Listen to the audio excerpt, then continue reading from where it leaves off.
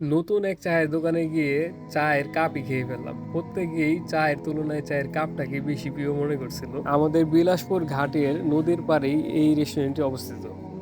আসসালামু আলাইকুম, কেমন আছেন সবাই? আশা করি আল্লাহর রহমতে ভালো আছেন, আলহামদুলিল্লাহ। তো আজকে আমরা চলে আসলাম বিলাসপুর ঘাটে। এখানে অনেকদিন পর আসলাম দুই বন্ধু ঘুরতে।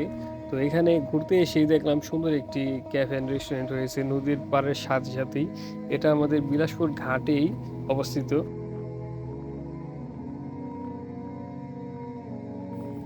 বিলাসপুর ঘাটের কথা যদি বলি, বলা শেষ হবে না, কারণ এই ঘাটটি এত বেশি সুন্দর।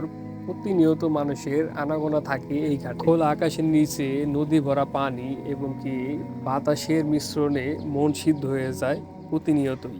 তাই তো আমরা প্রতিনিয়তই ছুটে আসি বিলাসপুর ঘাটে ভ্রমণ করার জন্য, কারণ এখানে আসলেই মন ভালো হয়ে যায়। প্রকৃতির সাথে মিশে থাকা মানুষগুলোর আনাগোনাও দেখা যায়, যেখানে কেউ ধরছে মাছ, কেউ গোসল করছে, কেউ বা বিভিন্ন কাজে ব্যস্ততা আছে।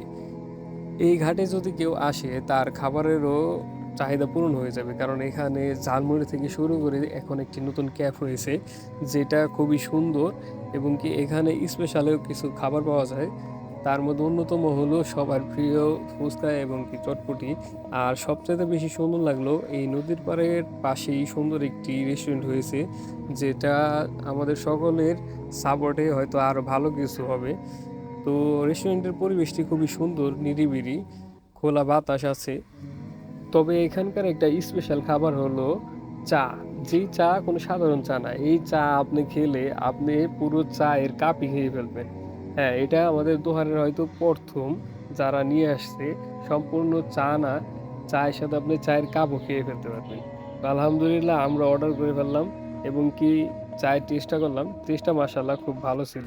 পরিবারকে নিয়ে সুন্দর একটা সময় কাটানোর জন্য এই স্থানটি আমার মনে হয় বেস্ট হবে দোহার বিলাসপুর ইউনিয়নের মধ্যে।